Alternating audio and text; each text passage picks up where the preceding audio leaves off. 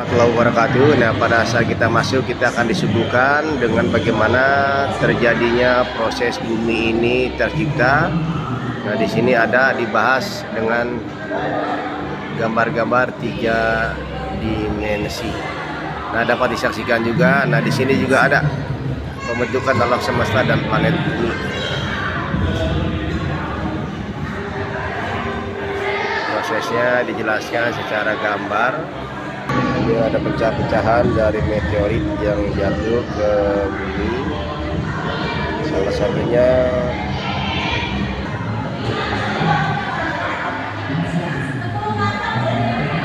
terjadinya tenaga tektonik. Nah, ini bumi menyimpan energi di intinya. Energi ini menimbulkan pancaran panas yang menyebabkan terjadinya arus dalam magma yang disebut dengan arus konveksi.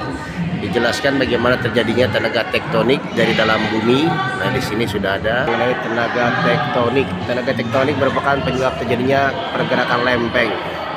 Akibat dari tenaga tektonik ini, selain pergerakan lempeng, adalah dampak dari pergerakan lempeng itu sendiri terhadap dinamika bumi, baik secara eksogen ataupun endogen. Dijelaskan di dalam gambar atau bagan. Jelas sekali dijelaskan. Nah, ini bermanfaat buat putra putri kita yang insya Allah dalam bidang IPS ya. Dijelaskan juga di sini dengan LED ada mengenai dapur magma, retakan pada batuan, dan bagaimana proses gunung itu terjadi atau meletus. Nah, ini dijelaskan ada dapur magma, lempengan, dan tabrakan. Jelas sekali dijelaskan di dalam Museum Geologi Bandung. Sifat fisik mineral dan kristal dibedakan dari warna batuan itu sendiri. Semakin berbeda warnanya, semakin dalam yang didapatkannya. Nah, ini macam-macam dijelaskan dari sifat mineral dan kristal, physical properties of mineral and crystals. Di dalam bagan ada pelapukan, erosi, dan pengendapan. Nah, ini salah satunya faktor yang mempengaruhi pelapukan dan erosi pada batuan. Dijelaskan di sini. Nah, ada batuan asal, iklim, topografi, material pelapukan, waktu, tumbuhan, dan hewan. Pelapukan terjadi pada batuan. Proses fisika, kimia, biologi yang terjadi pada batuan akan berubah batuan menjadi tanah. Dari batuan, tanah, dan tanah regolit. Dijelaskan di sini, alhamdulillah jelas semua buat putra putri kita, menjadi bahan rekomendasi buat siswa siswi SD, SMP ataupun SMA.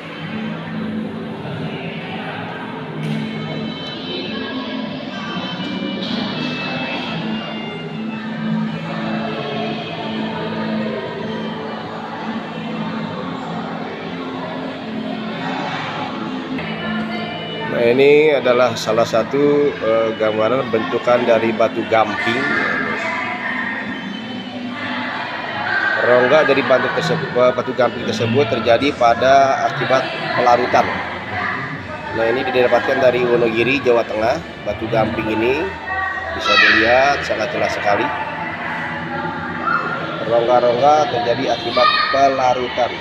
Nah, ini jelas bisa kita saksikan. Dalam bagian ini kita akan membahas mengenai gunung api atau disebut dengan volcano. Nah, di sini ada gambarnya.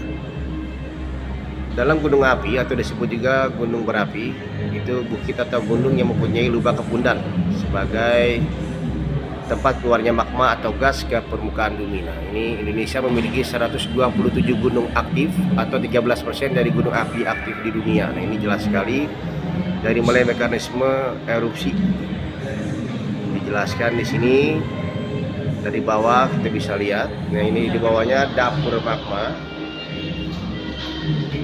Dapur magma sampai ke atas ada lubang samping. Nah, ini terbagi lagi menjadi proses ke atas lubang utama, aliran dikupatis, kawah, meledak, bangunan api, lapisan lava, lapisan abu, dan aliran lava. Nah, di sini awan abu vulkanik ya, bisa mencapai ribuan meter sampai ke daerah-daerah tertentu yang ada di bawahnya. Nah, di sini ada Gunung Krakatau. Letusan Gunung Api Krakatau terjadi pada tahun 1883, menyebabkan tsunami yang sangat dahsyat. Gunung Krakatau terletak di Selat Sunda pada 27 Agustus 1863, meletus sangat dahsyat. Nah, ini menyebabkan kekosongan dapur magma yang diikuti dengan amblasnya tubuh gunung berapi. Nah, ini alhamdulillah sudah bisa kita lihat gambarannya, menyebabkan 36.000 jiwa menjadi korban dari letusan gunung berapi. Ini Danau Toba, salah satu danau kaldera terbesar di dunia, the largest caldera lake in the world. Dan letusan gunung kaldera terjadi 75.000 tahun yang lalu, merupakan letusan terbesar kedua di dunia selama 2 juta tahun terakhir. Menyebabkan dapur kosong sehingga terjadi amblasan kaldera yang sangat luas. Nah, ini kita bisa jadi morfologi dari daerah Danau Toba. Nah, ini terjadi, nah bisa lihat kita airnya. Ini akibat kekosongan dapur magma sehingga dapat menampung air yang sangat banyak. Nah, pembentukan kaldera dan Pulau Samosir bisa kita lihat profil dari Danau Toba tersebut. Pembentukan kaldera pada Pulau Samosir. Di sini Danau Toba meletus, terjadi ruang atau tumor. Nah, ini terisi akhirnya dari profil Danau Toba. Luas Danau Toba sekitar 1.100 km dan luas Pulau Samosir 650 km persegi. Nah, ini dapat kita lihat. Ya, terjadi di sini kekosongan dapur magma sehingga ada Pulau Samosir.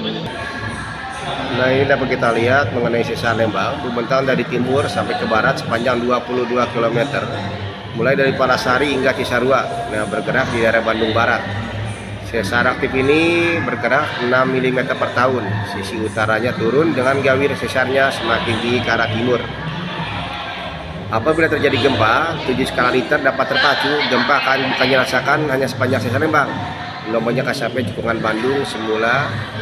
Nah, berpandapan danau Bandung Purba yang tebal. Nah, ini alhamdulillah merupakan salah satu peristiwa alam yang sangat luar biasa. Nah, ini terjadinya di daerah Bandung Barat kalau mengenai sesar Lembang. Dapat kita saksikan gambaran-gambarannya. Nah,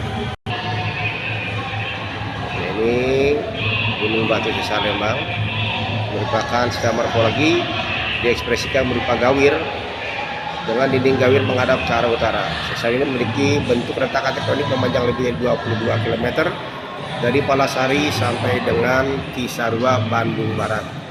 Nah, ini bisa kita lihat gambarannya secara jelas.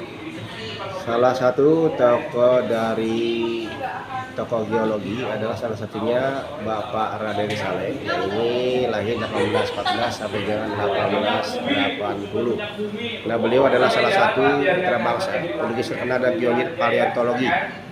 Nah, beliau ini mendeskripsikan posisi ditemukan dari Gunung Pandan dan Kedung Lumbu dekat Kedung Brebes, Pegunungan Kendeng, yang dimulai terbitkan dalam laporan berjudul Over Fossil Bentheim van den Pandan. Nah, ini beliau mendapatkan mengoleksi fosil vertebrata yang ditemukan oleh Saleh dan Van Zochten, kemudian dikirimkan ke National Museum Geology of Endral, Leiden. Nah, di sini bisa kita lihat. Bisa kita lihat di sini tambang batu bara tertua di Indonesia. Salah satunya ada Pengaron dan juga ada Ombilin. Pengaron terletak di Kalimantan Selatan dan Ombilin terletak di Sumatera Barat. Gambaran dari pertambangan batu bara yang ada di Pengaron. Sekarang sudah sangat tua, yang ada di Ombilin, Sumatera Barat. Nah, eksploitasi batu bara Ombilin, Sawah Lunto, Padang, Sumatera Barat, perusahaan pertambangan batu bara ini dimulai dari 1891 pada masa pemerintahan kolonial Belanda. Nah, ini biasanya dikelola sama VOC. Tambang emas tertua di Indonesia. Salah satunya ada di daerah Bengkulu. Nah, ini perusahaan tambang emas. Bisa kita lihat di sini melakukan penambangan di daerah Bengkulu pada tahun 1890. Pertambangan ini dilakukan oleh perusahaan Minzbau, Max Paz, Zhang Lebong dan Minzbau emas Pajisimau. Nah, di sini kita bisa lihat salah satu foto para penambang emas. Nah, suka ada yang bertanya apa itu mineral logam. Nah, ini mineral logam, mineral yang mengandung satu logam jenis atau beberapa asosiasi logam. Nah, kita bisa lihat dari mineral logam. Nah, ini secara kimiawi setelah ZN VS mengandung seng dan besi. Jelena PPS mengandung timah hitam. Magnelit Fe3 O4 mengandung besi. Bisa kita lihat secara kimiawi, makanya disebut apa itu mineral logam.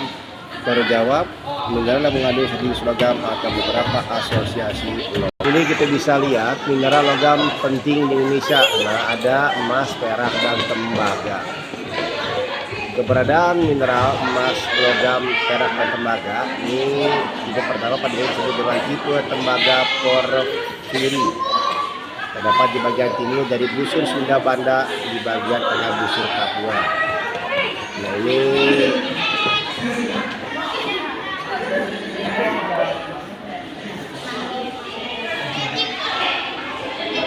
bisa kita lihat. Kalau kita bicara mengenai nikel, adalah endapan nikel terjadi karena akibat pelakukan atau proses laterisasi dari batuan ultrabasa yang mengandung uni silikat. Nah, di sini bisa kita lihat mineral logam mangan terbentuk dalam proses dari hidrotermal, pengayaan sekunder, aluvial, dan marin nodule. Bentuk nodule mineral korosif. Nah, salah satu contoh. Dan juga ini nikel. Nah, lokasinya kita bisa lihat di sana biji nikel. Kita dapatkan juga dari Sulawesi. Ini salah satu granit yang mengandung biji timah.